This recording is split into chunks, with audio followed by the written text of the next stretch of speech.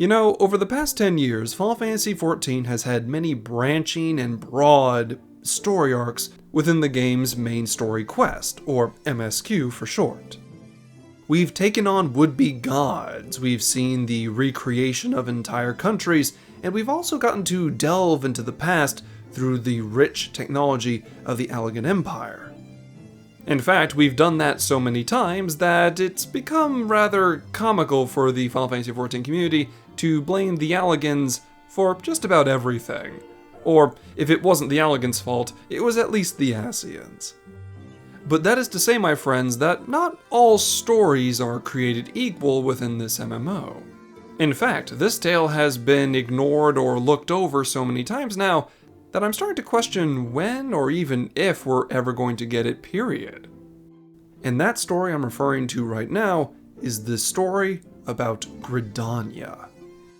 When it comes to the 3 starting city-states within this MMO, Gridania has never felt the most popular at any point in time.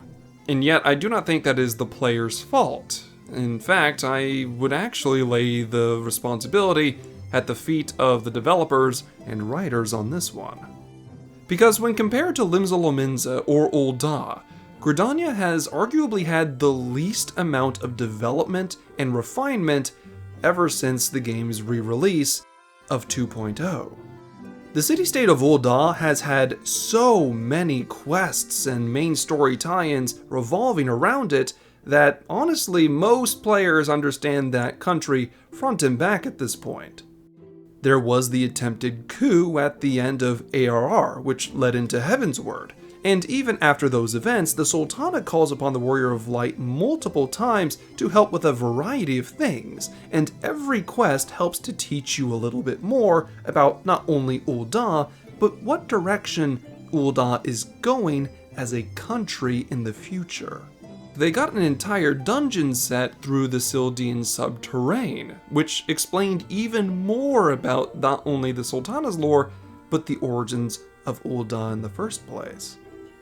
From a lore perspective, it is safe to say that Ul'dah has had the most development of all 3 starting city-states, which brings us to second place, Limsa Lominsa, and in my personal opinion, has some of the best tie-in and lead-up quests within the MSQ.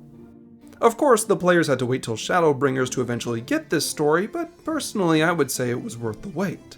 Not only did the Admiral's speech give everyone listening a chance to understand the origins of the country and where it was headed in the future, but you also got to see all of the drama and ties with all the beast tribes and surrounding events that you've been dealing with up till that point. So, just like Ul'dah's future is more or less hinted at through a variety of interactions, those events within Shadowbringers kind of contextualized Limsa Lominsa in a way that it really hadn't before, showing just how far they've come and how much further they are going to go if they continue down this route. Which of course brings us to Gridania. Of all the 3 starters, I think it's safe for me to say that Gridania is the least understood of all of them. It's hard to imagine a location with such a rich and broad history would be seen in shades of black and white by many of the player base. On one hand, you have players that simply love the magical and foresty aesthetic, and on the other hand, you have people that think that the country is just full of xenophobic, racist, bigoted people with magical elemental entities that are very quickly to want to kill you. But anyone who has read up on the lore of Gridania understands that it's a lot more complicated than that. Of course, there are some Gridanians that are wary of outsiders or are still very bitter about the events of the Autumn War 100 years ago. But, on the other hand, you still have Gridanians that are very welcoming, empathetic, and eager to help. At the end of the day, Gridania is like any other location. You're going to have kind and generous people, and you're going to have some that are less than cordial. But then that begs the question, why is one of the 3 starting city-states in this MMO so misunderstood when compared to the other 2? And the answer is rather simple. Compared to both Limsa and especially Ul'dah, it lacks a tremendous amount of development. And not only that, when Gridania has had some kind of development, it is usually contradictory. Sometimes the city-state is praised for its initiative and generosity, and other times it's condemned for its narrow-minded approach to things. And yet, I believe this lack of development is also the remedy itself. So why does the country have such a bad reputation amongst a lot of players within the game? The simple answer is the elementals. Gridania as a city-state was founded on its relationship with the elementals. All their major choices has something to do with the elementals in one way or another, which kind of makes it sound like they are subservient to them, but that isn't true. It's more of a mutual partnership. They follow some of the elementals' warnings and rules, and in exchange, the elementals help to ensure that not only Gridania prospers, but things that they normally would have to worry about are non-existent. Because unsurprisingly, living off of the land becomes very easy when the land itself is offering itself to you. And most of the time when the elementals are brought up in the MSQ, all of the bad and negative things that they have done or enforced are brought to the surface, while all the good they've done for Gridania and its people are more or less brushed aside. So I don't blame players for thinking that the elementals are these horrible, vengeful spirits that no one should listen to, because that's all they've been told. It's all they've been shown. In fact, it wasn't until reading the Encyclopedia Eorzea volumes 1, 2, and 3, as well as going through many different side quests within Final Fantasy XIV, that I started to realize that the elementals have been helping in unseen ways ever since the beginning. And yet, it is almost never talked about. But that, my friends, is my point. There is so much story involving Gridania that has yet to be explored. The true relationship between the elementals and the people within the Twelveswood. But not just the elementals, but Gelmora, the Duskwhite Elezen who chose to stay behind when Gridania was originally formed. Indeed, while we do see some Gelmoran ruins, we actually have barely explored any of the true Gelmoran architecture. And no, unfortunately, the Palace of the Dead doesn't really count as Gelmoran. It's kind of its own thing. I made an entire video about it if you want to learn more about the Palace of the Dead. I'll post that somewhere, I suppose. But it's important to understand that Gelmora was originally the city-state before Gridania was born. If Gridania was never founded, it would have been Limsa Lominsa, Ul'dah, and Gelmora, not Gridania.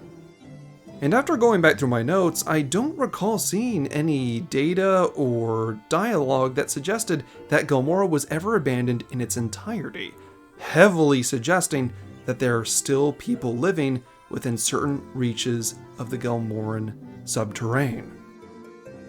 In fact, we know that the Gelmoran ruins are still used by people to this day, because vengeful Duskwhite Elezen that see Gridania as grand betrayers have actually used these tunnels to invade the surface, raid trade routes, and do all sorts of illicit things before returning below the surface. This is why your traditional Gridanian has trouble trusting a Duskwhite Elezen. Gridania and the descendants of Gelmora have had an unresolved grudge for the past 600 years. But once again, my friends, none of this lore, none of these stories have been explored. I don't know about all of you, but I for one would love to see a Gridania-focused story that revolves around the elementals, the Gelmorans, the relationship between the Wildwood and the Duskwhite, and any other outstanding factors that I've had not the chance to cover today. Because if the MSQ is going to constantly keep dragging us back to Ul'dah, as well as give that location extra dungeons and flavor, then the least they can do for Gridania is give them a similar story as to what they did for Limsa Lominsa in Shadowbringers. A quest within the main scenario that not only explores the history and reasoning behind Gridania's logic, but the future of Gridania. Because the idea of a Gridania that fully embraces its Gelmoran heritage, is one that I would love to see, especially with all the lore surrounding how exquisite the enchantment practices of the Gelmorans were. If those same magical traditions have been passed on for the past 600 years after the split, I could only theorize as to how powerful those rituals and spells have become, which would make Gelmorans master enchanters. I would not be surprised if a Duskwhite Elzen came running out of the Gelmoran ruins one day as a rune fencer, simply because of how exquisite their enchantment practices have become over the past 900 years. But that, my friends, is just one story of many that I would love to see in not only Final Fantasy XIV Dawntrail, but any expansion in the future. So tell me, do you wish to learn more about Gridania? If so, what aspect of the city-state's history and future do you want to know? Or, if you have no interest in Gridania, what story or story arc within this MMO do you wish the writers gave more time or more thoroughly explored? I look forward to seeing your thoughts and suggestions in the comment section below. But I believe I've rambled on long enough today. So, until next we meet, stay safe, my friends.